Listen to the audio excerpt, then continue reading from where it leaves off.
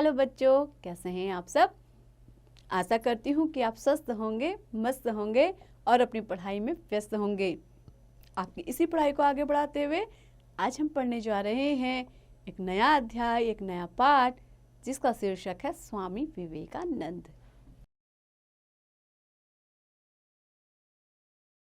तो बच्चों, आप सभी ने स्वामी विवेकानंद का नाम तो सुना ही होगा, सुना है ना। तो आइए सबसे पहले इस पाठ का परिचय लेते हैं और फिर स्वामी विवेकानंद के बारे में और भी नई जानकारियां प्राप्त करते हैं।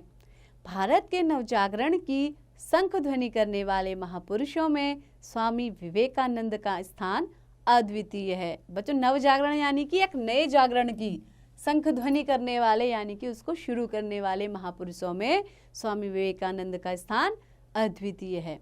इनकी जीवनी के माध्यम से सद्गुणों का विकास तथा मानव सेवा को ईश भक्ति का सबसे बड़ा साधन मानने की प्रेरणा दी गई है। बच्चों को सदा दीन दुखियों तथा आपदाग्रस्त यानी कि जिन पर कोई ना कोई विपदा आई हो, आपदा से जो ग्रसित हो उनको कहते हैं आपदाग्रस्त लोग। तो उनकी सहायता के लिए तत्पर रहने के लिए प्रेरित किया गया है। तो बच्चों, आइए इस पाठ को शुरू करते हैं। आप लोग ध्यान से सुनिएगा और समझिएगा। भारत के नवजागरण की शंख ध्वनि करने वाले महापुरुषों में स्वामी विवेकानंद का स्थान अद्वितीय है। उनका दिव्य संदेश वस्तुतः भारत के लिए ही नहीं अपितु संपूर्ण विश्व के लिए भी नए आध्यात्मिक उत्थान का उद्घोष था। बच्चों, आध्यात्मिक उत्थान यानी कि आध्यात्मिक रूप से किसी चीज को जगाने की कोशिश करना। स्वामी विवेकानंद जी का जन्म सन 1863 में हुआ। बचपन का उनका नाम नरेंद्र नाथ था। वे प्रारंभ से ही होनहार दिखाई देते थे। उन्होंने अंग्रेजी स्कूलों में शिक्षा पाई और सन 1884 में बीए की डिग्री प्राप्त की। बचपन से ही उनके अंदर एक प्रबल आध्यात्मिक भूख थी। बच्चों, प्रबल आध्यात्मिक भूख यानी कि उनको क्या थी? आध्यात्मिक ज्ञान के प्रति उनकी लगन थी। वो आध्यात्म में गहरे से गहरी चीजों को भी जानना चाहते थे।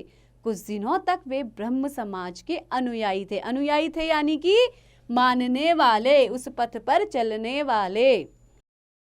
पर ब्रह्म समाज के सिद्धांत उनकी प्यास न बुझा सके, अतः सत्य की खोज में वे इधर उधर भटकने लगे। उन दिनों स्वामी रामकृष्ण परमहंस के प्रति लोगों की बड़ी श्रद्धा थी। नवयुवक नरेंद्र नाथ ने भी उनके सत्संग से लाभ उठाना प्रारंभ किया। बच्चों, सत्संग यानी कि संतों का संग, सत्य का संग। धीरे धीरे उनके उपदेशों से वे इतने प्रभावित हुए कि उनकी भक्त मंडली में सम्मिलित हो गए। सम्मिलित होना यानी कि शामिल हो जाना। स्वामी विवेकानंद ने गुरुदेव के प्रथम दर्शन का वर्णन इस प्रकार किया है। तो बच्चों देखिए कैसे वो अपने गुरुदेव के पहले दर्शनों का वर्णन कर रहे हैं। ध्यान से सुनिएगा। देखने में वे बिल्कुल साधारण आदमी मालूम होते थे। उनके रूप में कोई विशेषता न थी। बोली बहुत सरल और सीधी थी। मैंने मन में सोचा कि क्या यह संभव है कि ये सिद्ध पुरुष होंगे। मैं धीरे धीरे उनके पास पहुंचा और उनसे वे प्रश्न पूछे जो मैं अक्सर औरों से पूछा करता था। महाराज, क्या आप ईश्वर के अस्तित्व में विश्वास रखते हैं? उन्होंने जवाब दिया, हाँ। मैंने फिर पूछा, क्या आप उसका अस्तित्व सिद्ध कर सकते हैं? जवाब मिला, मैं उसे ठीक वैसे ही देखता हूँ जैसे तुम्हें। नरेंद्र नाथ की माता उच्चाकांक्षिणी स्त्री थी। बच्चे, उच्चाकांक्षिणी यानी कि देखिए दो शब्दों से मिलकर बना है उच्च प्लस आकांक्षिणी, यानी कि ऊंची आकांक्षाओं को रखने वाली, यानी कि बड़ी बड़ी इच्छाओं को रखने वाली स्त्री थी। उनकी इच्छा थी कि मेरा लड़का वकील हो, अच्छे घर में उनका ब्याह हो और दुनिया के सुख भोगें। जब रामकृष्ण परमहंस के प्रभाव में आकर नरेंद्र नाथ ने संन्यास लेने का निश्चय किया तो उनकी माता परमहंस जी की सेवा में उपस्थित हुई और अनुनय विनय की। अनुनय विनय करना यानी कि प्रार्थना की। क्या प्रार्थना की? कि मेरे बेटे को जोग न दीजिए, जोग मतलब संन्यास मत दीजिए। पर जिसने आत्मानुभूति के आनंद का स्वाद पा लिया हो, उसे लौकिक सुख भोग कब अपनी ओर खींच सकते हैं। बच्चों, आत्मानुभूति का मतलब क्या है? आत्म प्लस अनुभूति, यानी अपनी आत्मा को अनुभूत कर लेना, यानी कि जान लेना। लौकिक सुख यानी कि इस लोक में जितने भी सुख हैं उनको बोलते हैं लौकिक सुख। इस लोक में, इस संसार में व्याप्त जितने भी सुख हैं उनके भोग को कहते हैं लौकिक सुख। नरेंद्रनाथ की वैराग्य वृत्ति अधिकाधिक बढ़ती ही गई। वैराग्य वृत्ति यानी वैराग्य लेने की उनकी जो इच्छा थी, उनकी जो क्या थी, मन में वैराग्य के प्रति जो उनकी क्या थी, बढ़ती हुई आस्था थी, वो लगातार बढ़ती ही चली गई। रामकृष्ण परमहंस की महासमाधि के बाद उनके शिष्यों के नेतृत्व का भार नरेंद्रनाथ पर ही आया। तभी उन्होंने तथा उनके साथियों ने संन्यास का व्रत लिया।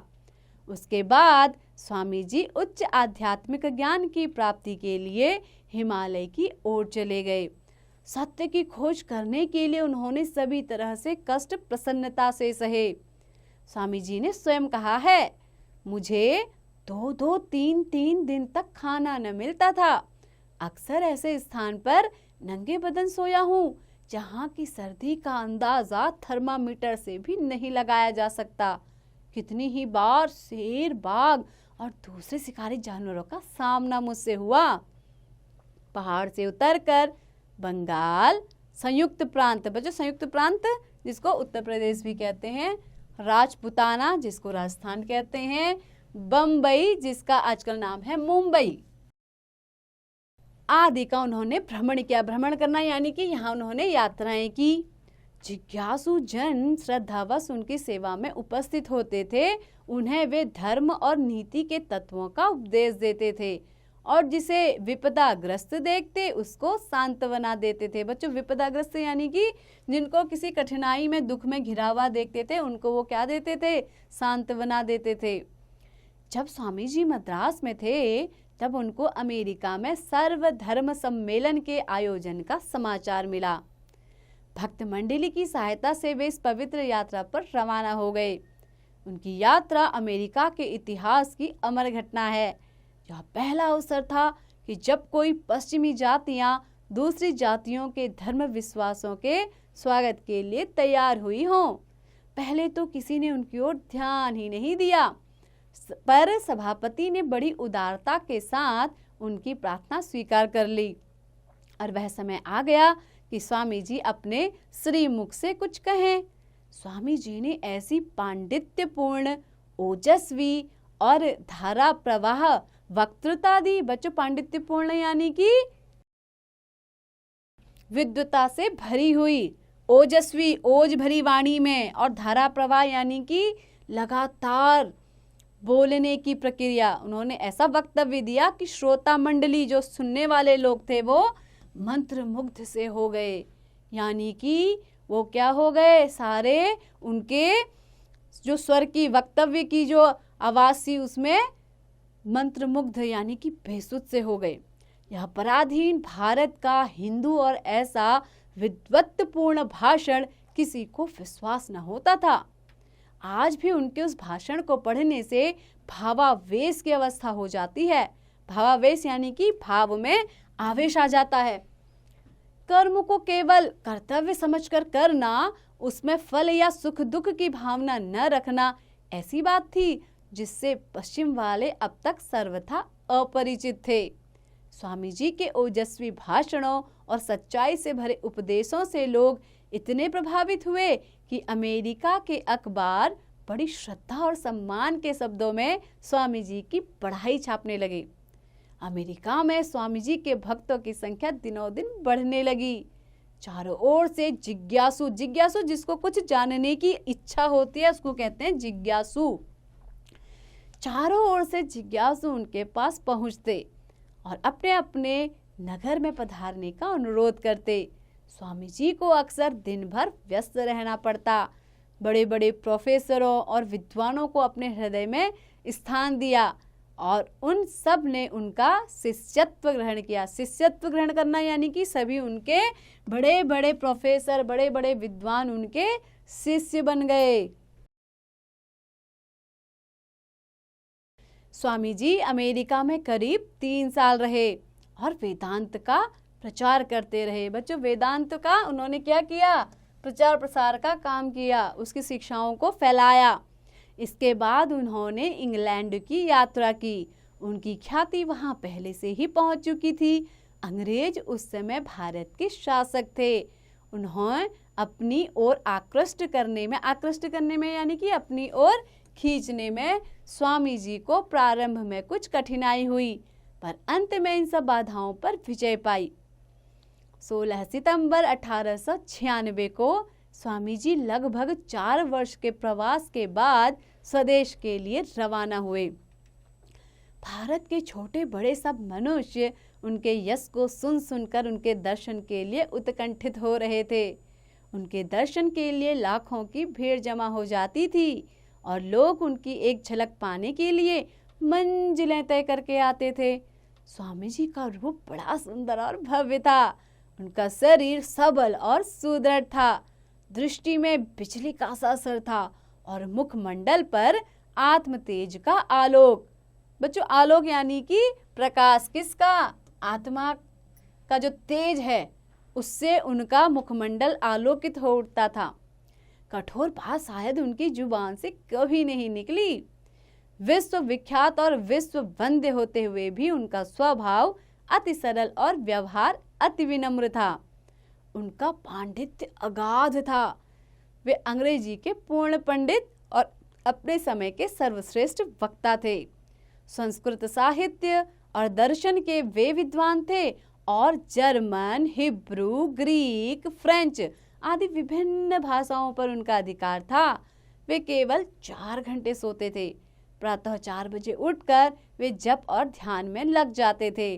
प्राकृतिक दृश्यों के वे बड़े प्रेमी थे। भोर में जप तप से निवृत्त होकर मैदान में निकल जाते और प्रकृति सुषमा का आनंद लेते। बच्चों, प्रकृति सुषमा यानी कि इस कुदरत की जो सुंदरता है, इस प्रकृति की जो सुंदरता है उसका वो आनंद लेते थे। उनकी वाणी में ऐसा प्रभाव था कि उनके भाषण श्रोताओं के हृदय पर पत्थर की लकीर बन जाते थे। कहने का ढंग और भाषा बहुत सरल होती थी। उनके भाषण का निम्नलिखित अंश स्वर्णाक्षरों में लिखा जाने योग्य है।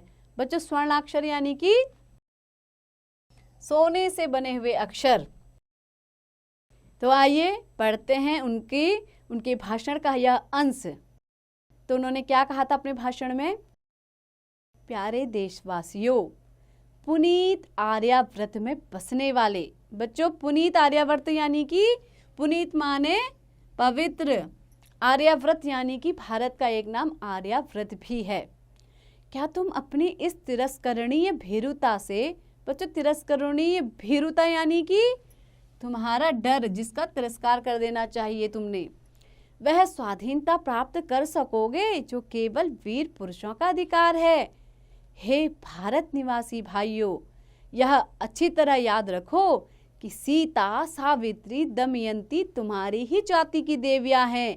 हे वीर पुरुषों, मर्द बनो और ललकार कर कहो कि मैं भारतीय हूँ, मैं भारत का रहने वाला हूँ। हर एक भारतवासी, चाहे वह कोई भी हो, मेरा भाई है। अनपढ़ भारतीय, निर्धन भारतीय, ऊंची जाति का भारतीय, नीची जाति का भारतीय, सब मेरे भाई हैं। भारत मेरा जीवन, मेरा प्राण है। भारत के देवता मेरा भरण पोषण करते हैं। भारत मेरे बचपन का हिंडोला। बच्चों, हिंडोला यानी कि भारत क्या है? मेरे बचपन का हिंडोला यानी कि झूला। मेरे यौवन का आनंद लोक और मेरे बुढ़ापे का बैकुंठ है। कलकत्ते में अध्यापन और उपदेश में अत्यधिक श्रम करने के कारण स्वामी जी का स्वास्थ्य बिगड़ गया और जलवायु परिवर्तन के लिए उन्हें दार्जिलिंग जाना पड़ा। उन्होंने वहां पर 2 मठ स्थापित किए। इसके कुछ दिन बाद उन्होंने रामकृष्ण मिशन की भी स्थापना की। इस संस्था का उद्देश्य लोक सेवा करते हुए वेदांत का प्रसार करना था। इसकी शाखाएं भारत के हर भाग में तथा विदेशों में भी विद्यमान हैं और वे जनता का बहुत उपकार कर रही हैं।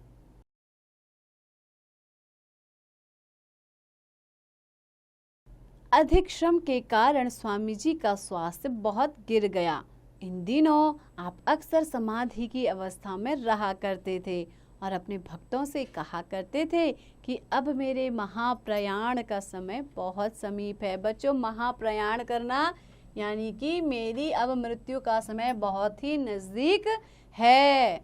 4 जुलाई 1902 को एकाएक आप समाधिस्थ हो गए। समाधिस्थ होना यानी कि समाधि में रम जाना। सवेरे 2 घंटों तक वेदोपदेश करते रहे। इसके बाद आप टहलने निकले। शाम को लौटे तो थोड़ी देर माला जपने के बाद फिर समाधिस्थ हो गए और उस समाधि की अवस्था में ही पंच भौतिक शरीर को त्याग कर परम धाम को सिधार गए। स्वामी जी आज हमारे बीच नहीं हैं, पर आध्यात्मिक ज्योति की जो मसाल वे जला गए हैं वह सदा के लिए संसार को आलोकित करती रहेगी, यानी कि संसार को आलोकित यानी कि प्रकाशित करती रहेगी। ये एक संकलन था।